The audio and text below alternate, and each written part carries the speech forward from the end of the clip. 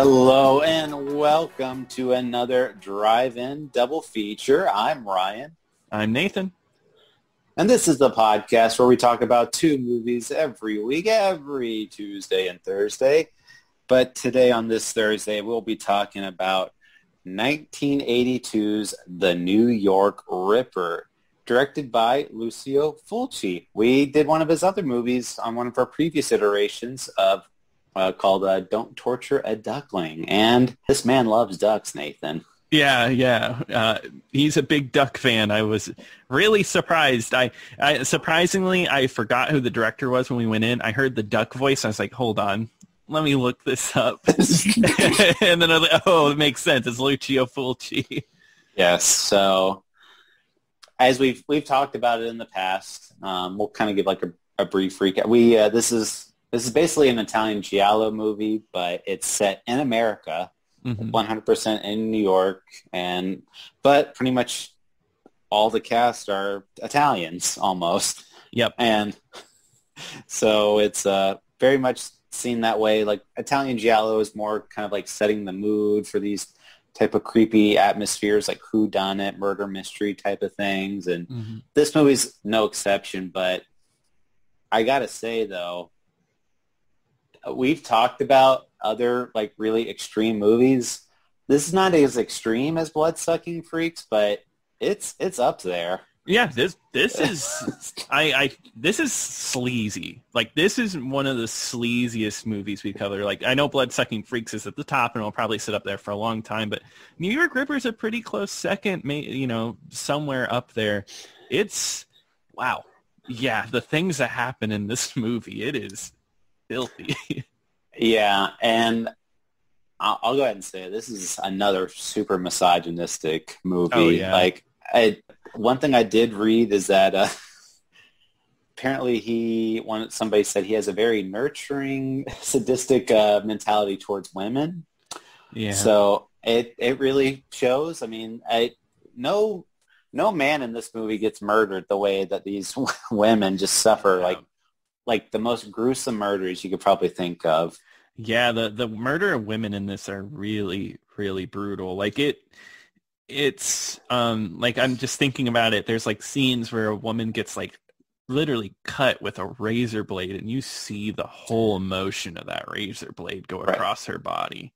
Right. She's tied down and completely naked, and the guy just has a razor blade and it's just slowly dragging across her skin, and as she's screaming in pain.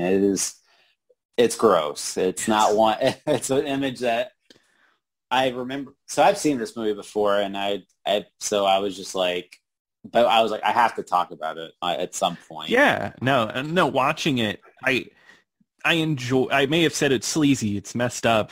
I enjoyed it, but I think I have a thing for giallo. The way giallos are filmed are just like they have a very specific style to them, and like the whodunit element's just really cool.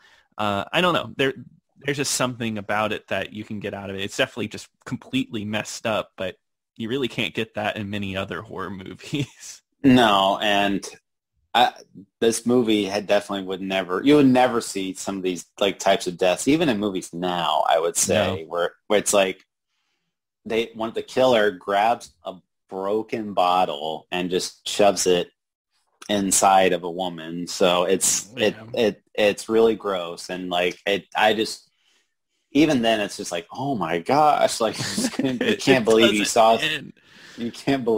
you'd seen something like that. Yeah, I'm gonna put like a big mark on what I'm about to say, but this was the scene that I thought was the most messed up scene, and it's really messed up, and that's the scene where one of our leading females walks into a bar, and a guy just like I'll leave it at like molests her with his feet, and it goes on for like 5 minutes. It lasts forever, and it's like one of the worst things I've seen in a movie.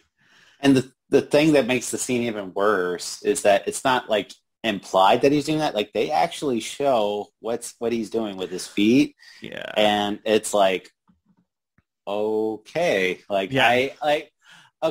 So I mean, we haven't really talked about it before, but there's sometimes like just because you can film a scene, and just because you can do it, like we're thinking people, we can use our own imaginations what's happening. You don't have to show everything. Yeah, you don't have to show. You can imply. That's the power of film editing, is you can imply that something's going on off screen, and you don't have to show it.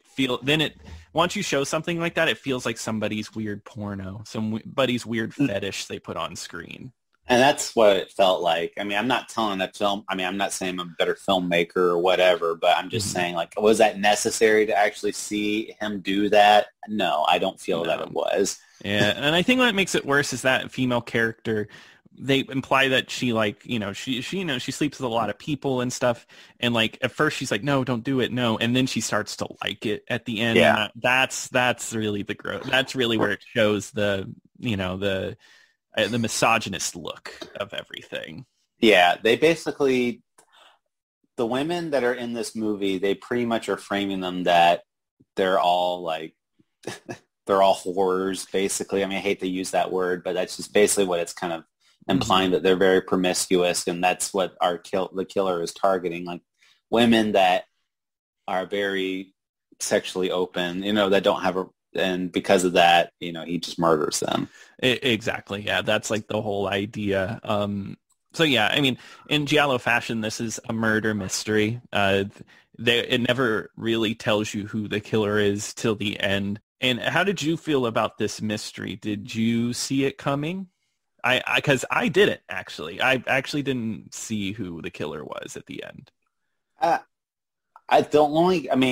When I first saw this movie, I definitely didn't think it was, because there is a red herring killer in this movie where it's very heavily implied that it's this person and they're going after this person. Turns out wasn't the case. There was one other candidate I thought it might be.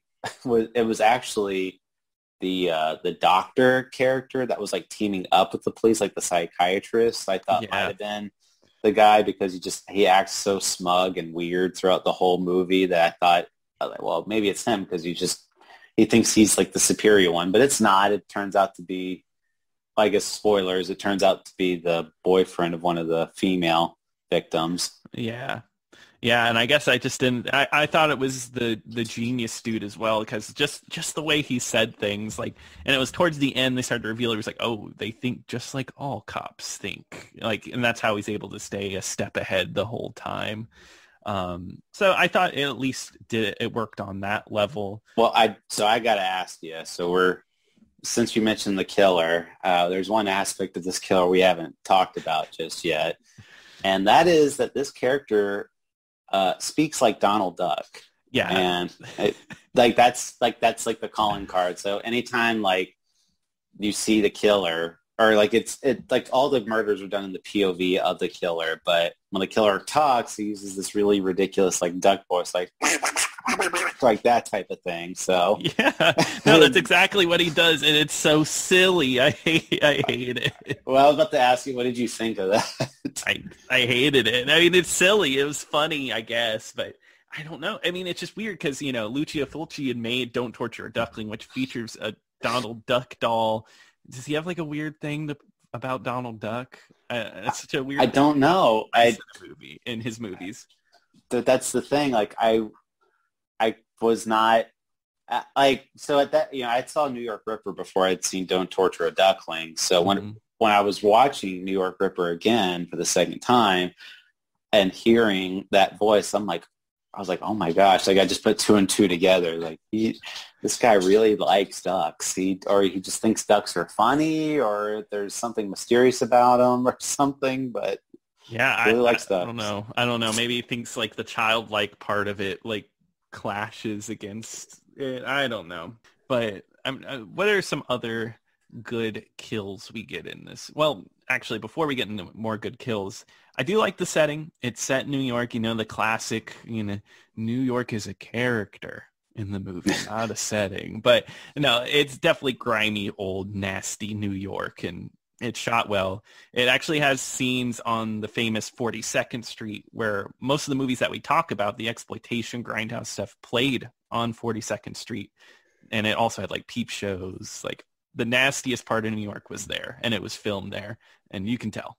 Uh, Yeah. yeah, that definitely was not the very kid friendly at section where it was just like, just being from like a smaller town, like I just can't imagine you just walking along the street and there's just porno theaters and porno shops just Right. all lined up like next door to each other like that, like you're like in like the red light district somewhere. Exactly. Like there's like barkers out front, like Disney, like come on in, but instead they're like come on in and watch some porn. Or where they go for a good scene in the movie, they just sit in a theater and watch people have sex, live people have sex, which is super weird. People, I guess when you didn't have the internet, you were doing some wacky stuff on Yeah. If print magazine wasn't good enough back then, you had to go watch the real thing. Yeah, you got to see the real thing. Yeah, and that scene is I actually like that scene because they're watching it. The woman who we talked about earlier, and then one of the red herring killers is there, and there's like a really like good tenseness between the both of them. I like that a lot. Yeah, the lighting scene too, like the scene with the bottle kill. Mm-hmm. I really like the lighting for that one because it's kind of like it's got this red greenish type of dark lighting. So when the victim is bleeding, it can't really tell that it's blood too well because it's so dark in there and like the lights are reflecting off of it. So like I thought that's one thing that works really well in Giallo is that they really set mood really well. Mm-hmm. That's what's always nice about them. They're not afraid to kind of cut out realism to create like a nice atmosphere with lighting and stuff like that. They like making it a little weirder, and I think that adds to the style. So one thing with Giallo movies that is a very common theme, which is no exception to this movie, is the very bad dubbing aspect. Oh yeah, bad dubbing. Like you said, there's Italians in this movie, and they're all just regular New Yorkers, but no, they're very, very Italian. Yes, yeah. I think one of the people in this movie, I forget who, is British, and they actually dub him with an American voice actor. It's the lead cop character, the main cop. Okay, yeah. Just get a British person, or get him to do his own voice. There's no, or they're in New York. Get somebody from America. yeah. But I mean, like, the mentality with like Italian movies then was just like, get who you can get. Don't even do the audio. We'll do it later. Well, it's kind of like their first aspect is like, does this person look attractive? Does this person look like the character I want it to? Great. They don't sound like them at all. That doesn't matter. We'll figure that part out later. Yeah, even though the lips won't match the whole time, we'll be fine. Oh, they don't care. They do not care. I think there's like the very beginning of the movie, it gets it right out of the way that the voices don't match with the first scene with the cop in the police station. Everybody in the police station sounds like garbage. Oh, I know. And there's always like some really goofy like dialogue in this movie too, where there's a scene where a woman, the very first victim, is on a bike and she's not paying attention on her bike and she ends up like scratching like a guy's car with her bike. Mm-hmm. And the guy's like, hey, what the hell? And she's like, oh, sorry, I was thinking about Boston. That's right. That's what she says. And I thought that would come up, but no.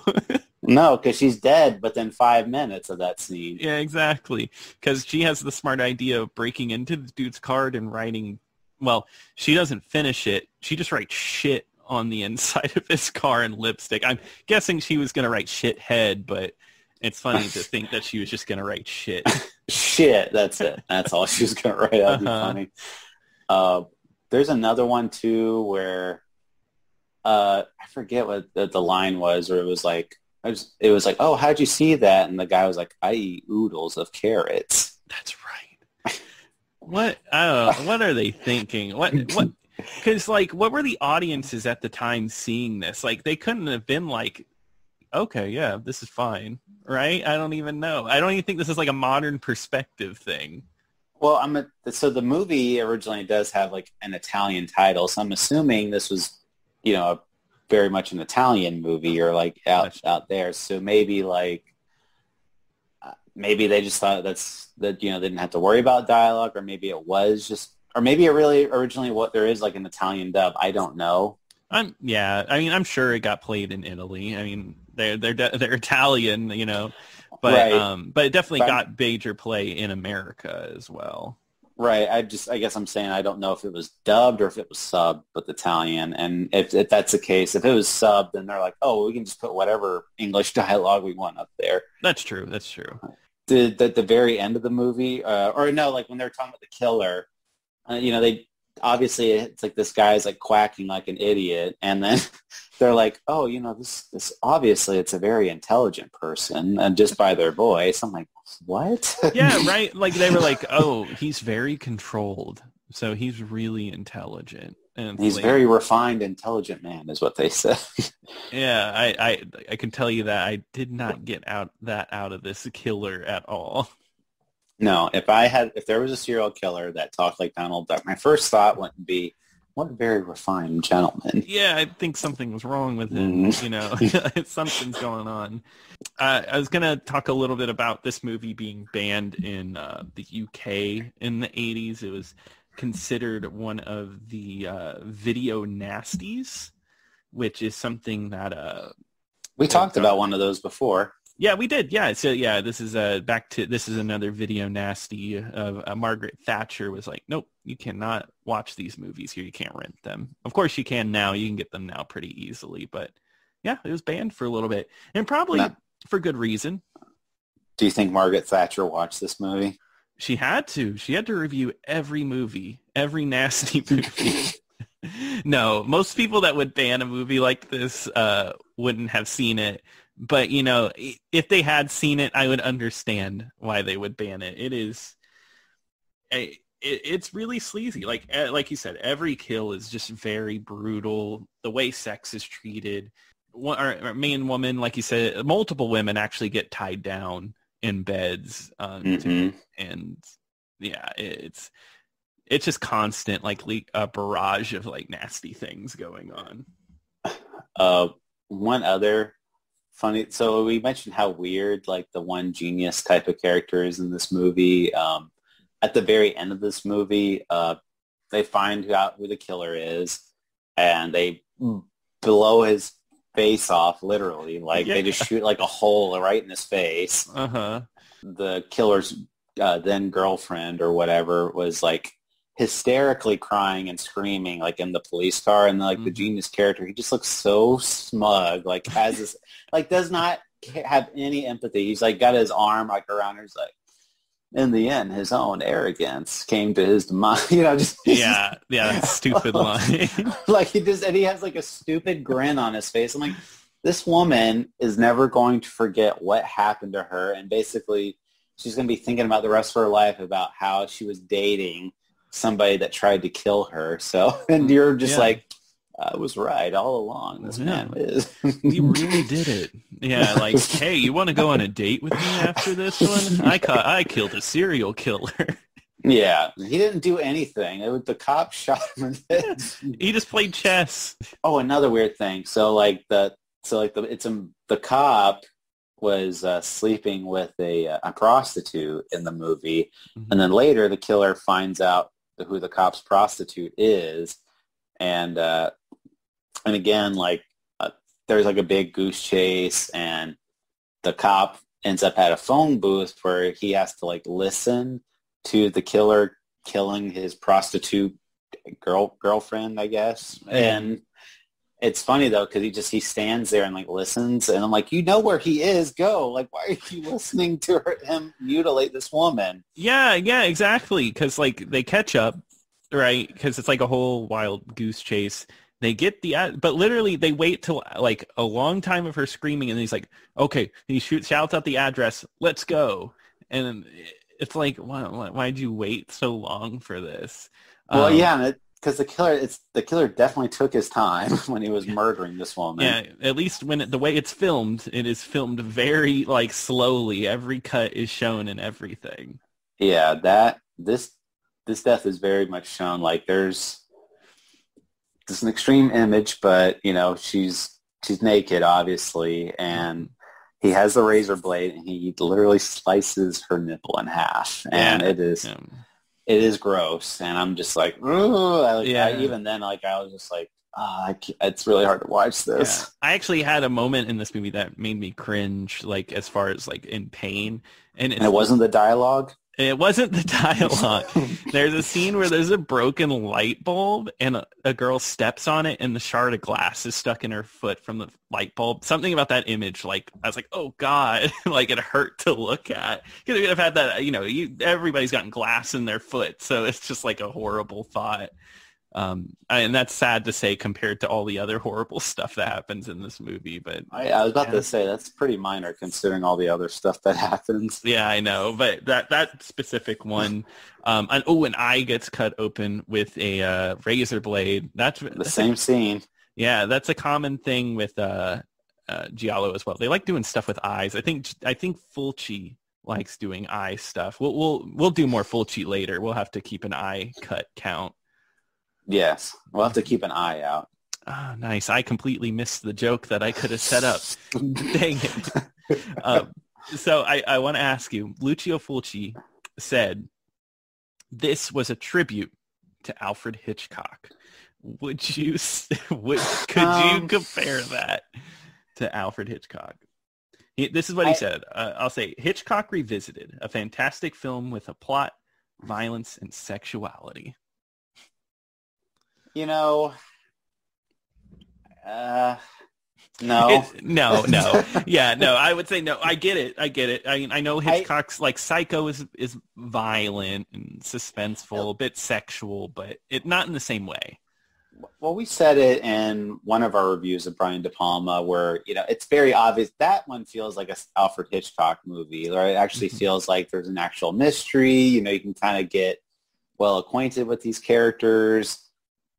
And, there are, like violent scenes, but there's a purpose to it. It's to move the plot along, or, it's kind of like, it's not there just to see like, oh, how gross can we possibly get? Which I said that on one episode where it's like, well, if Alfred Hitchcock was making movies in the 80s and he could get away with that, he absolutely would put like nudity and extreme violence in his movies. So I don't doubt that for a second, but at the same time, I don't think he would be like an exploitation director. It's just like, what can I get away with? Yeah, like I'm going to cut a nipple in half and stuff like that. He would never.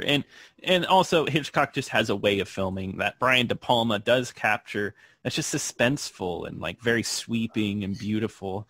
And this is, I'm sorry, Fulci, but this is not the same kind of, it's not very beautiful. I'll say that. No, and it just very much feels, it feels like other Giallo movies, which that's not a complaint or anything like that, but I just wouldn't compare a Giallo movie to Alfred Hitchcock. I wouldn't either, no. All right. But would you give this movie a recommend, Nathan?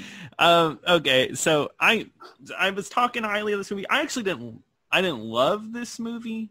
But I think if what we said sounds like something you'd enjoy, check it out. If you like Giallo, it ranks up there with Giallo. It's definitely like one of the most messed up ones.